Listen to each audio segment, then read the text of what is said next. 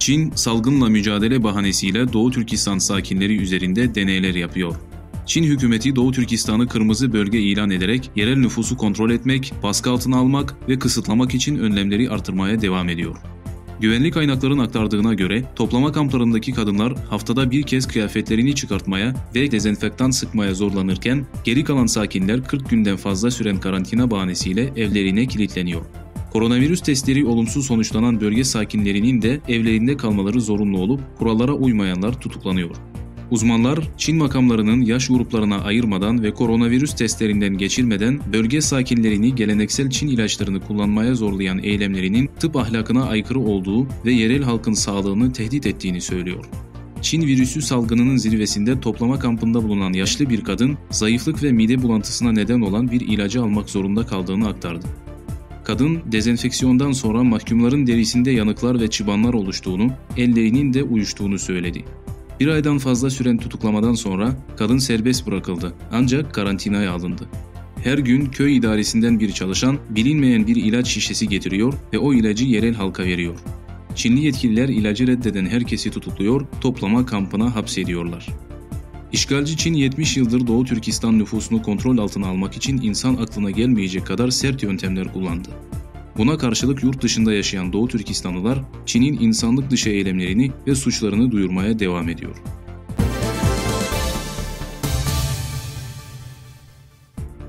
Çin, yurt dışında yaşayan Moğolları miting düzenlemekle suçladı. İç Moğolistan sakinleri 1 Eylül'de Çin tarafından ilan edilen sözde 2 dilli eğitim modelini protesto ederek eski öğretim sisteminin yeniden yürürlüğe konmasını talep etti. Çin hükümeti suçlamaları reddederek eylemlere katılan 9 kişi için tutuklama emri çıkardı. Pekin protestoları yabancı güçlerin kışkırtması olarak nitelendirdi.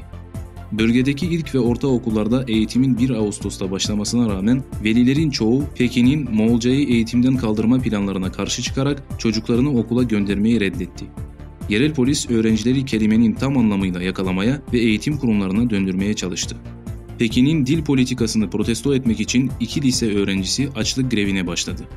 İç Moğolistan radyo istasyonunun 300'den fazla çalışanı da Çin dilinin kullanılmasına karşı çıktı. Moğolistan'ın eski Cumhurbaşkanı Tsagekin Elbekdorj, Çin hükümetinin Moğolların dillerini koruma hakkına saygı duyması gerektiğini belirten bir video mesajı yayınladı. Tsagekin Elbekdorj, dünyanın dört bir yanındaki Moğolları kardeşlerini desteklemeye çağırdı.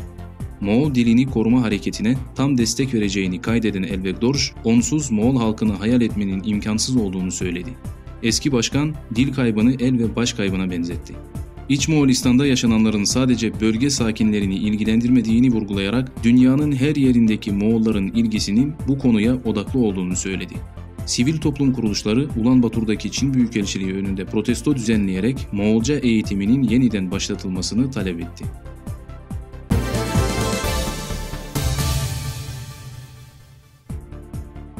Karadayı, Oslo'da Müslümanlara yönelik provokasyon hakkında açıklama yaptı. Norveç parlamentosu önünde düzenlenen mitingde bir grup İslam karşıtı eylemciler Kur'an-ı Kerim'i yırttı.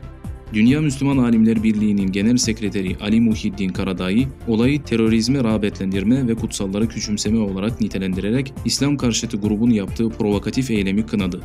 Karadayı Facebook sayfasında yaptığı açıklamada rezil davranışıyla Kur'an'a saygısızlık yapma cüretini gösteren Norveçli aşırıcının Müslümanlara hiçbir zarar veremeyeceğini yazdı.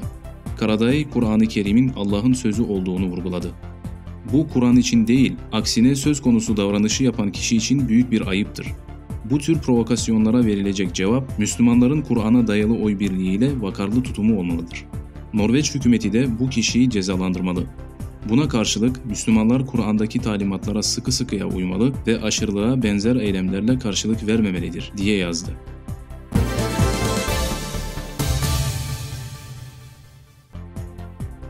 Çin, diri insanların organlarını toplamaya devam ediyor. Siyasi ve Hukuki İşler Komitesi'nin başlattığı Falun Gong müritlerine karşı tasfiye operasyonunun sona ermesinin ardından Çin Ulusal Sağlık Komisyonu, organ nakli teknolojilerinin yönetimi ve klinik uygulaması hakkındaki kuralları yayınladı. Yeni kurallar, insan organ nakli teknolojisi üzerinde uzmanlaşan tıbbi kurumlar üzerindeki kısıtlamaların kaldırılmasının yanı sıra bazı ön taleplerin gevşetilmesini de içeriyor. Uluslararası Falun Gong Kurbanları Örgütü'nün sözcüsü Wang Jiang, yeni kuralların organ depolama ve nakil amacıyla yüzlerce insanın öldürülmesine ön ayak olan Çin hükümetinin suçlarını örtbas etmek için bir kalkan olarak kullanacağını söyledi. 2006 yılında diri Falun Gong müritlerinden organ nakline ilişkin çok sayıda kanıtların ortaya çıkmasının ardından Çin, uluslararası toplumu aldatmak için birçok hastanenin insan organ nakillerine katılmasını yasaklayan bir genelge yayınladı. Ancak organ nakli bölümü olmamasına rağmen Çin'deki hemen hemen tüm hastane ve kliniklerin bu tür ameliyatları gizlice gerçekleştirdiği ortaya çıktı. İnsan organ nakli teknolojilerinin yönetimi ve klinik uygulamasına ilişkin kurallar, Çin'in uluslararası düzeyde yasa dışı organ nakli suçlamalarını büyük ölçüde görmezden geldiğinin ve organ nakli endüstrisinin gelişimini meşrulaştırdığının kanıtıdır. Uluslararası Falun Gong Kurbanları Örgütü tarafından 2020 Ocak-Temmuz ayları arasında yapılan bir telefon araştırması, salgın sırasında bile Çin kliniklerinde diri insanlardan organ toplama ameliyatlarının devam ettiğini gösterdi. Müşterileri çekmek için bazı tıp uzmanları sağlıklı Falun Gong uygulayıcılarının organlarının reklamını açıkça yapıyor.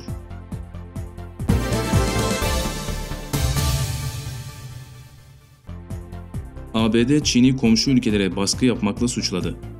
2 Eylül tarihinde ABD Dışişleri Bakanı Mike Pompeo, Washington'un ülkede bulunan Çinli diplomatların faaliyetlerine ABD ile Çin arasında karşılıklı yarar sağlayacak ve diplomatik ilişkileri teşvik edecek yeni kısıtlamalar getireceğini duyurdu. Pompeo ayrıca Çin'i komşularına gözdağı vermek ve Uluslararası Deniz Hukuku Sözleşmesi'ni açıkça ihlal etmekle suçladı. Mike Pompeo artık üst düzey Çinli diplomatların ABD üniversite kampüslerini ziyaret etmeden ve misyon alanları dışında 50'den fazla kişiyle kültürel etkinliklere ev sahipliği yapmadan önce Dışişleri Bakanlığı'ndan onay alması gerektiğini söyledi.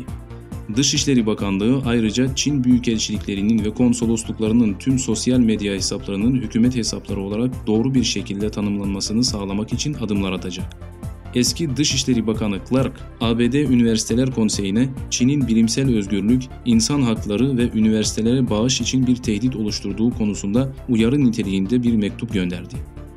Clark, bu büyük olasılıkla yasa dışı araştırma fonu, fikri mülkiyet hırsızlığı, uluslararası öğrencileri tehdit etme ve uzmanlara rüşvet verme şeklinde kendini gösterecektir dedi.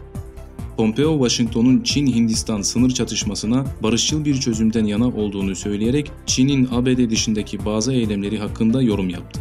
Dışişleri Bakanlığı, Çin'in Güney Çin Denizi'ndeki agresif eylemlerini eleştirdi ve geçen hafta Trump'ın Çin şirketleri, diplomatları, bazı vatandaşları ve ordu mensuplarına Güney Çin Denizi'nde yapay adalarla militarizasyon yarattığı için uyguladığı yaptırımları ve vize kısıtlamalarını hatırlattı. Birçok ülke deniz yasasını açıkça ihlal ettiği için Çin'e karşı tavrını ortaya koydu.